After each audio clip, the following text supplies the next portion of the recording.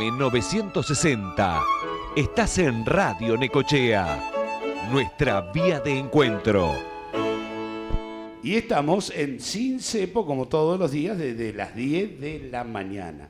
Al principio del programa dijimos que íbamos a tener visita, porque en algunos aspectos uno dice, che, pasamos que vino a venir la Armada Valcarcenia a Necochea. Desembarcaron sería la palabra. ¿Pero quién lo dijo esto? Beto Enaola en sus redes sociales. Así que lo invitamos, buenos días, gracias por venir y aceptar el desafío.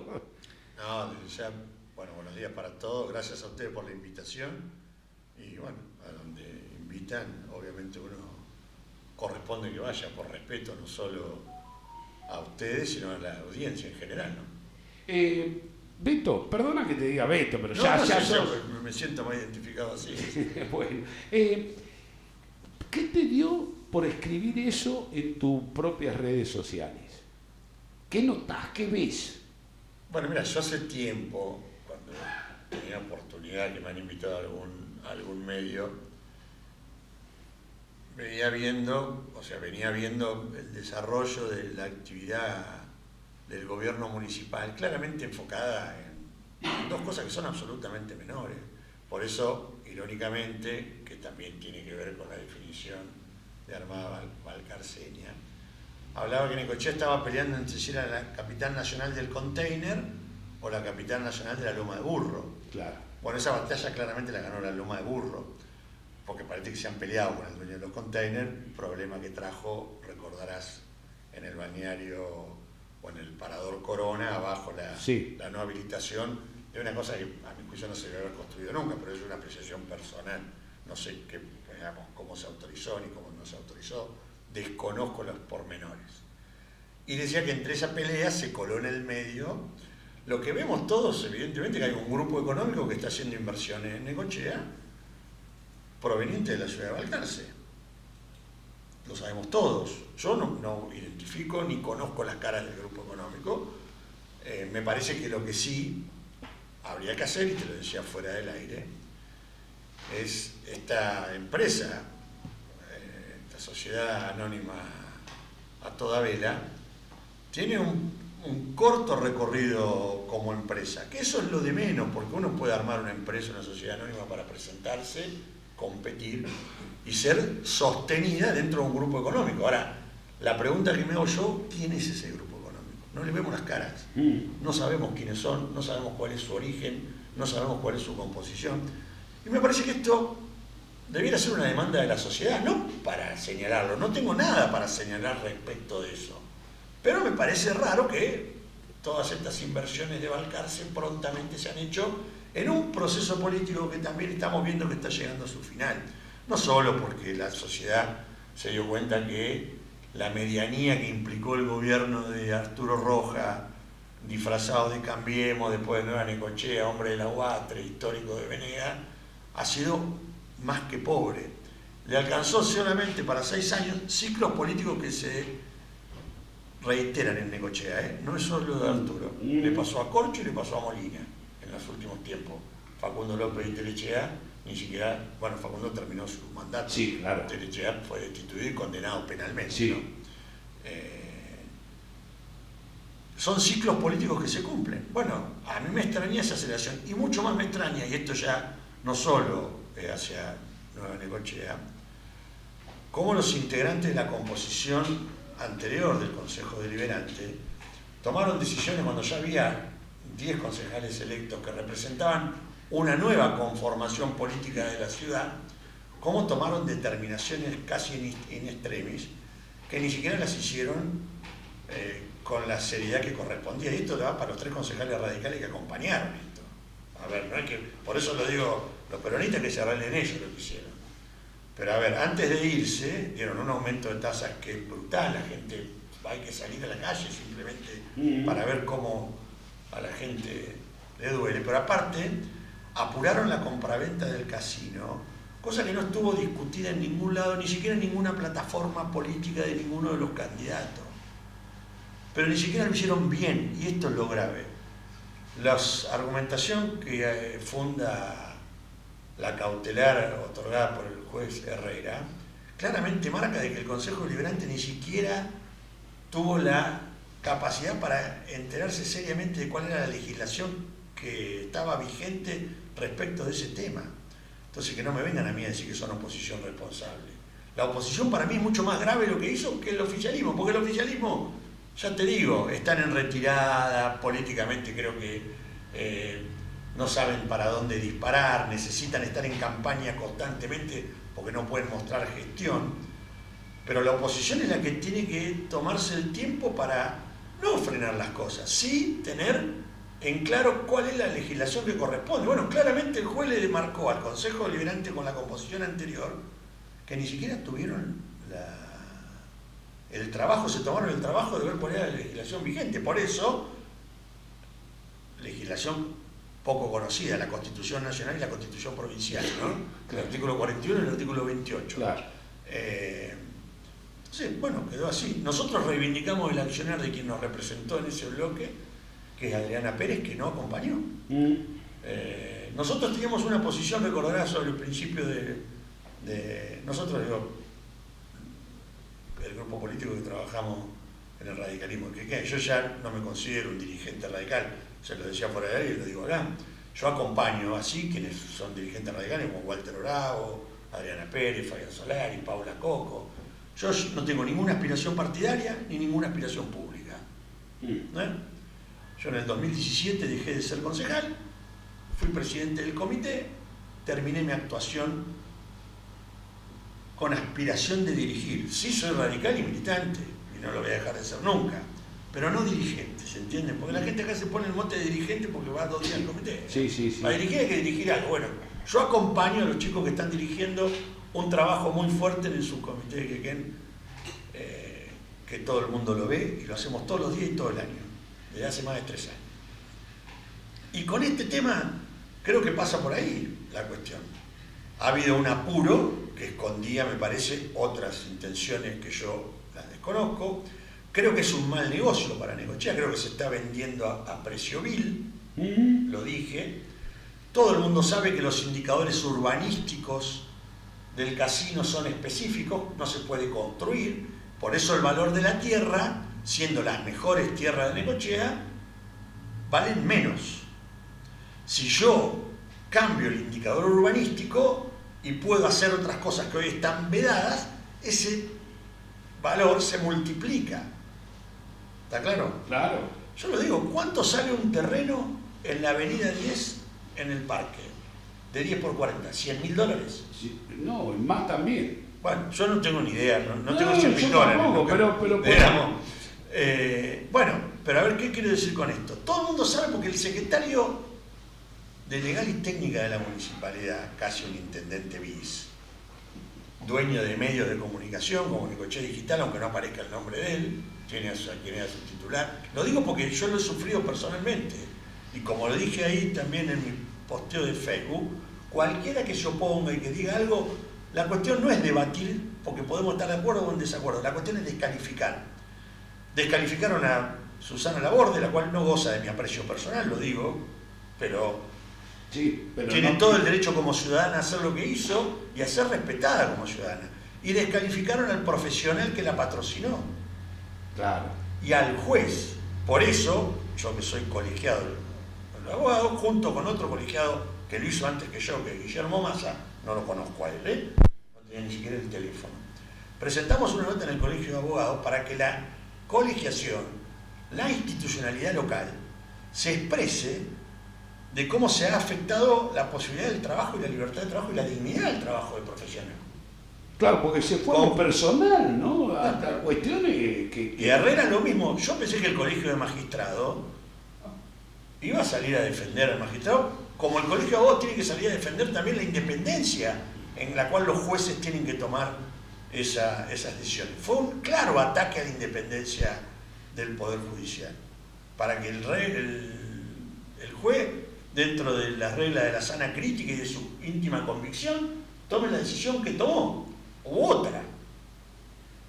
Pero bueno, estas cosas son las que suceden. Yo lo que digo, no estoy dispuesto a callarme. como ciudadano, que milito en política a los 17 años, yo digo, no tengo ninguna aspiración, la he dicho y lo he cumplido tal cual. Pero no me voy a callar, por eso en mis redes expongo lo que creo que hay que exponer. Claro.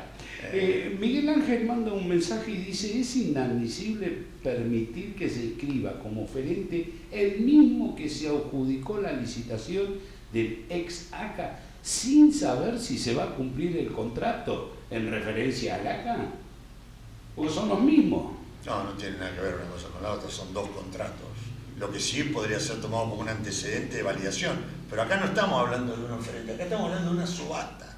Viene alguien, pone la plata, y si dentro de esa subasta se dan los presupuestos, las condiciones que la misma tiene, accede a la titularidad. Más grave es lo que dijo el secretario de Legales el otro día, dice, no tenía que haber los indicadores urbanos y las cuestiones medioambientales porque es un cambio de titularidad. Y acá volvemos a lo que charlábamos afuera de aire. Lo que va a pasar en la realidad es que para tomar posesión del bien, sí, solo se tiene que poner el valor de la subasta, son alrededor de $300.000. Ah, bien. Se bien. toma la posesión del bien y el adjudicatario no tiene ninguna obligación, el comprador, de hacer algo sobre ese predio. Yo creo, no hay que ser muy perspicaz ni muy avispa para darse cuenta, de que lo que van a esperar es que cambien los indicadores urbanísticos. ¿Para qué? Para poder construir ahí. Entonces, lo que compran por 3 millones pasa a valer más de 10 millones simplemente por una firma administrativa en la provincia de Buenos Aires.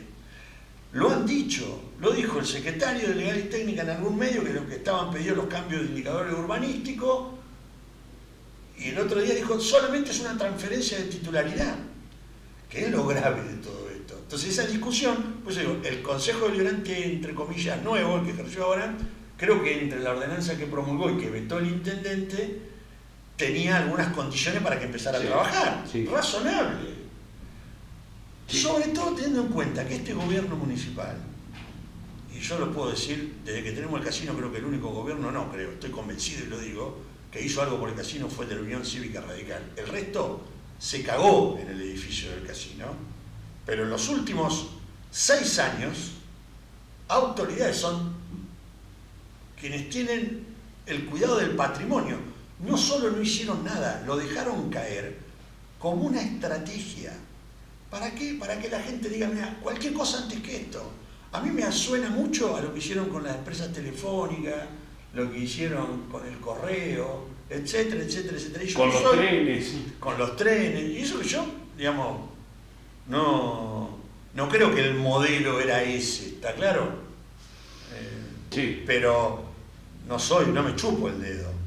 Yo paso todos los días que estoy en Necochea, paso todos los días por el casino, porque paso por la playa, porque es como una cuestión de ver el mar, que me subyuga de esa manera. Y lo he visto todos los días, no hicieron nada, ni siquiera cambiaron un vidrio. Entonces, esa era la Necochea del sí. ¿Dónde estuvo la Necochea del sí durante 6 años? Con el gobierno de Rojas. Porque no nos olvidemos que Rojas también lo quiso vender antes, y ni siquiera era de él, porque no estaba de él, en el sentido intendente de Necochea, ¿no? Para aclararlo. No era de los necocheses porque no estaba hecha ni siquiera la transferencia por la escritura. Propiedad que no era propiedad de los necochenses. Bueno, pero ya habían avanzado sobre eso. Bueno, yo creo que esta es la discusión. Pero a mí me preocupa ya más que lo que va a pasar con el casino. Me preocupa que las instituciones en nuestra ciudad realmente, como tales, miran para otro lado. Yo digo, el subdesarrollo cultural que tenemos los necochenses es porque tenemos instituciones lábiles, débiles. Los colegios de profesionales organizan olimpiadas y cena. Claro. Ya digo, a ver, se atacó claramente en lo personal al juez, incluso con un argumento que es increíble, que es un juez de Mar del Plata, va a definir sobre nosotros. Sí. Yo digo, Facundo López nació en Bahía Blanca. Sí, no, yo en San Cayetano. O en San Cayetano. Sí. Hemos tenido, Corcho nació en Bolívar. Sí. Hemos tenido, digamos, ¿qué tiene que ver? Hace 20 años que juez. Y que lo que yo decía, tiene un claro criterio pro Estado. Todas las veces que salió en favor del Estado municipal, las resoluciones del juez de contencioso no decían nada. Ahora lo acusan de ser de Mar del Plata. ¿Los magistrados dónde están? ¿El colegio de magistrados dónde está? ¿Qué A mí te digo la pregunta? verdad. Entonces, cuando tenemos instituciones de esta naturaleza, pasan estas cosas. Ahora, en todo este concepto, los pasos que se vienen, vos como abogado, ¿qué es lo que puede suceder? Y lo hablábamos fuera del micrófono también. ¿Qué puede pasar? Ya está la resolución del juez. ¿Qué hay que hacer? ¿Qué pasos siguen? Bueno, lo que sigue está la apelación natural del gobierno municipal. Va a la Cámara Contenciosa de Mar del Plata. La Cámara Contenciosa de Mar del Plata tiene dos caminos para tomar. Derriba la vigencia de la cautelar, volviendo y retrocediendo el proceso al momento de la presentación judicial de la ingeniera Laborde, y deja habilitado el camino para que la municipalidad pueda no hacer nuevamente un llamado a la subasta. O puede ratificar la vigencia de la cautelar e ir al fondo de la cuestión hasta que se defina el fondo de la cuestión. Que a mi juicio, viendo los fundamentos por los que sostuvieron la cautelar y otorgaron la cautelar, creo que es lo más probable que pase. Con lo cual estamos en un proceso donde me parece que la subasta del casino va a seguir para adelante, ¿no? Claro, pero hay que cumplir lo que dice el juez. ¿El juez fue categórico en eso? Digo, de nosotros, Sí, obviamente. Lo que no conocemos, digamos como profesional, ¿tiene lógica? El pedido es en como lo había pedido, en este caso Laborde o el grupo que lo hizo. Pero no es que tenga lógica porque lo haya pedido la parte.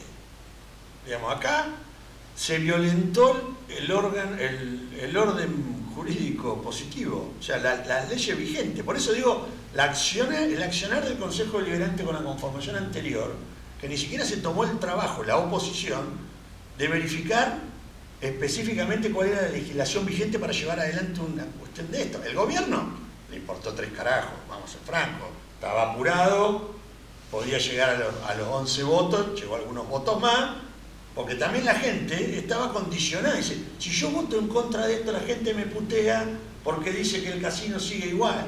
Y bueno, muchachos, yo te voy a decir una cosa, si vos tenés un auto roto, ¿vos lo regalás o lo vendés?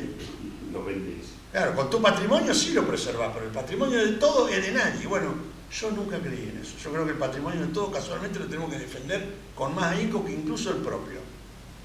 ¿Está claro? Claro. Y sobre todo cuando sos funcionario. Entonces, ¿qué dice el juez? La vigencia de la Constitución provincial, nacional y provincial, el peligro de la demora, las condiciones que regían el área de patrimonio con la comisión, con una audiencia pública, con la afectación del sentido, bueno, todos los derechos de tercera generación que se incorporaron en la Constitución Nacional del 94 y provincial del 94. Por eso digo que los fundamentos me parecen fundamentos sólidos, pero por supuesto esa discusión irá entre las partes. Yo soy un actor, ni siquiera soy un actor, soy un público, un tercero. Claro. Don Marcelo me dice, señor, ¿cuántos años estuvo y qué hizo al respecto? Disculpe, porque no está informado Marcelo. Claro, vos decías que estuviste en la función pública. ¿Y qué es lo que estuviste? A ver. ¿Y qué es lo que hiciste, digamos? Respecto del casino, si quieres yo un día le doy mi teléfono, me siento a tomar un café y le cuento todo lo que hice y lo que no hice. No, sí, claro. Respecto del casino, voy a hacer porque yo tuve 3 mandatos de concejal. Mayoritariamente fui opositor, incluso fui opositor dentro de mi gobierno. Para que la gente lo diga. Sí. Yo era presidente del Consejo Deliberante en el año 2005. En el año 2004, cuando asumimos la gestión, a finales del 2003-2004, el casino estaba usurpado. La gestión de Municoy había dejado el casino usurpado. Literalmente hubo que hacer un desalojo judicial, se hizo un desalojo judicial y se recuperó el edificio del casino. Es decir, para que quede claro, había gente que tenía concesiones usurpadas, ya se habían vencido, etcétera, etcétera. Sí, ilegales, no tenían ni siquiera los contratos vigentes, no, pero los contratos vigentes, los contratos estaban, digamos, en algunos casos hasta otorgados de modo irregular directamente. Por eso digo usurpado, no que había concesionarios ejerciendo, estaba usurpado. Mira, algún colega tuyo, colega, no sé si, pero que te daban toda la mañana en una radio, también tenía parte de esas concesiones, creo que era el sauna. Se olvidan, no dicen nada, yo tengo memoria. Pero bueno, recuperamos el edificio como gobierno. Yo era presidente del Consejo Liberante, no era funcionario. Se llamó a licitación nacional e internacional, un proceso a licitación nacional e internacional, y no se presentó nadie. Hay un tema del juego que también iba en paralelo. Claro. A nosotros vinieron a ofrecernos cambiar la sala de juego, vinieron a verme a mí como presidente del Consejo Liberante, lo había mandado otro presidente del Consejo Liberante en ese momento de Tandil, del partido también gobernando con el radicalismo, y estuvo también con Mario Díez. Mario, pobre, no está para decirlo, pero lo que voy a decir de Mario habla bien de Mario, con lo cual, digamos, creo que lo ratificará y lo saben todo el resto. ¿Era secretario de gobierno? Era secretario de gobierno, claro. Ellos querían trasladar la sala de juego. Y nosotros nos oponíamos a trasladar la sala de juego porque eso naturalmente iba a hacer que el edificio del casino se cayera en términos de vida, de uso. Cuando vos dejabas una casa sin usar, entonces dijimos nosotros hasta que no solucionemos el problema del edificio no vamos a autorizar el traslado de la sala de juego. Traslado que yo no me opongo. Me oponía en ese momento porque estaba vigente con lotería la concesión y porque nos dejaban, entre comillas, el muerto a los necochenses. Dijimos, señores, la provincia de Buenos Aires, que también tiene que hacerse cargo de haber dejado venir abajo el casino, aunque parece que los muchachos que trabajan en el casino solamente tienen problemas con los gobernadores que no son peronistas, porque es la verdad, porque acá el que la está cerrando es Kicillof, no Vidal.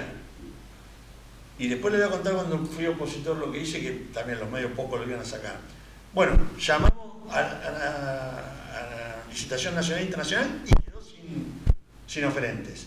Eso dio lugar a una nueva iniciativa que fue el desguace en varias concesiones, que fue lo que terminó saliendo.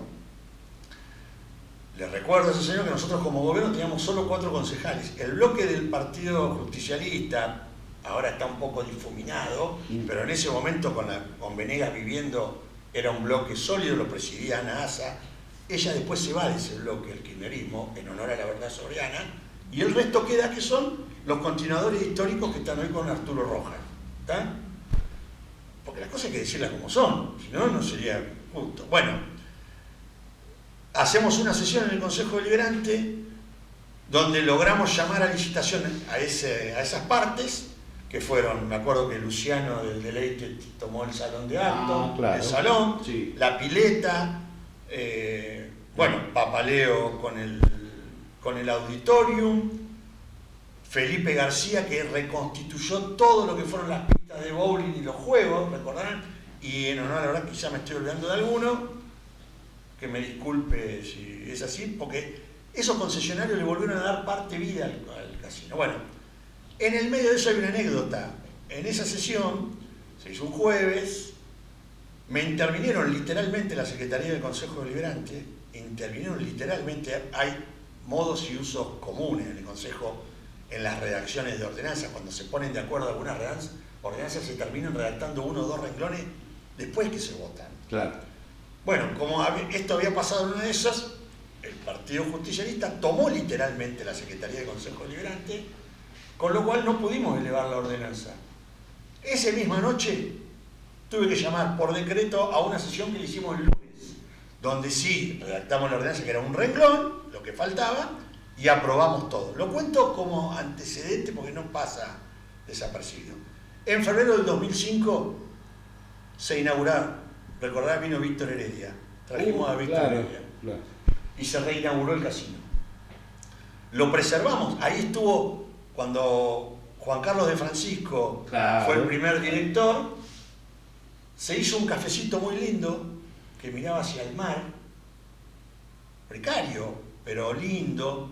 Se mantuvo, hubo avances en las concesiones, terminó con otro drama que yo fui protagonista, no drama, quilombo, que fui protagonista, que fue, ¿se acuerdan de la famosa hípica?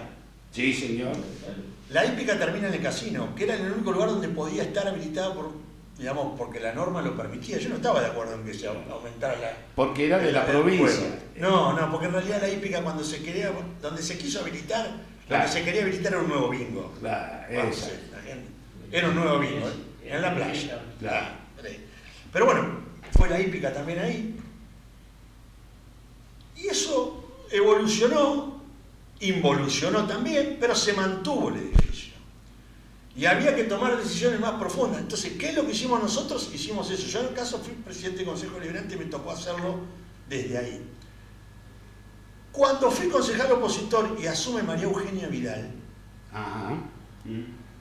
yo recuerdo, le escribí y llamé a Lotería y Casino.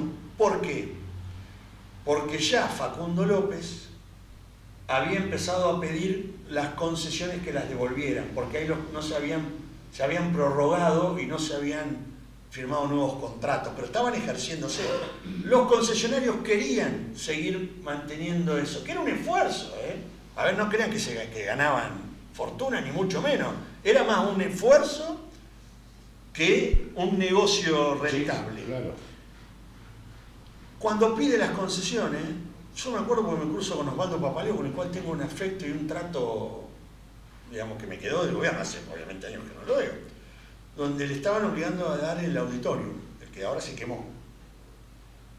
Y me dice, mirá, Beto, acá va a pasar una tragedia, esto quedó toda la buena de Dios, están los libros, los vidrios, los rompen, entra cualquier gente, ¿se acuerdan que entró gente? Que sí, sí. Y bueno, yo no podía hacer nada, o sea, eso lo hacía el intendente. Yo pedí una audiencia con Melitón López, que era el primer presidente de lotería de María Eugenia Vidal. Me acuerdo que me prestaron un auto a gas, porque no tenía radio, hasta La Plata yendo sin radio, es tremendo eso, para alguien como yo. Y le fuimos a plantear a Melitón López, le fui a plantear yo, en ese caso me acompañó Maxi Abad, que era presidente del bloque de diputados provinciales, la situación del casino y de la lotería, y él me dijo, nosotros vamos a pedir que Necochea y Pinamar participen de la licitación del juego. En ese momento habían quedado afuera. Pero básicamente fuimos a hablar del problema del edificio. Claro. Bueno, eso es lo que yo pude hacer. ¿Está? Mucho, poco. Si hubiese querido que me ate al edificio del casino, no me iba a atar al edificio del casino. Pero mi conciencia está más que tranquila respecto de esto. Yo no fui intendente, pude aprobar la sesión como presidente del Consejo Deliberante y volver a llamar, y como secretario de gobierno no tuve ninguna actuación porque eso ya estaba resuelto, fui solamente un año. Y después lo que quedó fue ir a ver cuando María Eugenia Vidal la asumió, hablar con Melitón López. Fui como concejal, es más, ¿saben lo que le pregunté a Melitón López yo? Vos, Arturo, que tenés kilómetros recorridos, sabés que el presidente de Lotería y Casino de la provincia de Buenos Aires es un cargo muy importante, Sí. que no atiende a cualquiera. Yo estaba con Melitón López y digo, nos quedamos solos charlando, bueno, me preguntó otras cosas, y le digo, yo te hago una pregunta, digo, porque yo llamé un jueves y me dieron audiencia para el miércoles siguiente. Digo, ¿cómo mierda atendiste como un concejal del pueblo perdido como presidente de lotería? Sí. Y me dice, bueno, fuiste el único que me llamó. Dice. Pero a ver, un funcionario que estaba predispuesto. Bueno, después duró bastante poco. Bueno, si le basta eso respecto del casino, le basta. Y si no le basta, ¿qué va a hacer? Yo no le voy a mentir. No. Que, digamos, yo no dije que no lo iba a vender y lo vendí, que es lo que le dijo el intendente, ¿no? O todo lo que ella en campaña. ¿Alguien en campaña escuchó que iba a vender el casino? No. ¿Ah? Que yo sepa, no. Bueno, y ahora lo quieren vender. Entonces, eso es mentir, ¿está claro? Porque hay mecanismos semidirectos, por lo menos para ampliar y para amplificar la posibilidad de un debate. Yo te digo la verdad, yo soy, y lo dijimos, yo estoy absolutamente contento que el edificio del casino hay que demolerlo. Lo dijimos públicamente. Pero las tierras tienen que ser públicas. Y si quieren que digan cuál es mi opción, porque todos dicen, bueno, pero da una opción. Porque ahora resulta que, me decían, ¿no? Que demolerlo era más caro que reconstituir. Sí. Esa mentira, sí. Es una mentira flagrante. Pero estaban ocultando otras cosas. Yo creo que hay que hacer una gran plaza seca con un edificio, con un centro comercial grande, que el auditorio sea un centro de convenciones, y trabajar desde ese lugar, orientado sí, de espalda al sur, para que la gente pueda ir a caminar, no como una cosa, porque es así. Pero estoy dispuesto incluso a debatir si hay que venderlo o no. Lo que yo no quiero es que lo vendan a precio vil. ¿Sabes por qué? Porque eso también tiene una tipificación penal, que es administración fraudulenta, es darle el beneficio económico a un privado o un funcionario, Sí. y lo están haciendo con el valor de la tierra. Están vendiendo el valor de la tierra a un precio que no vale. Cuando le cambien el uso, que es lo que va a suceder, ese precio se va a disparar. Y esta es la verdad, se nos están robando. ¿Por qué? Y lo digo porque en ese sentido sí, como militante, como ex concejal, secretario de gobierno, como ex dirigente radical, lo digo porque lo pienso, lo puse en mi Facebook. Sí, bueno, por eso me llamaste vos. Sí, claro. En mi Facebook pongo lo que quiero y no borro comentarios, ni siquiera de Mara Roblin, que no existe, hablando, o otro empleada de Domínguez Yelpo, que casualmente sacaron a relucir el tema del polideportivo. Digo, que vaya al Necopesca, si al final Venegas se quedó con el Necopesca. La verdad. Lo que pasa es que quieren construir sobre tierras públicas. Bueno, ni la UATRE, ni nadie sobre tierras públicas.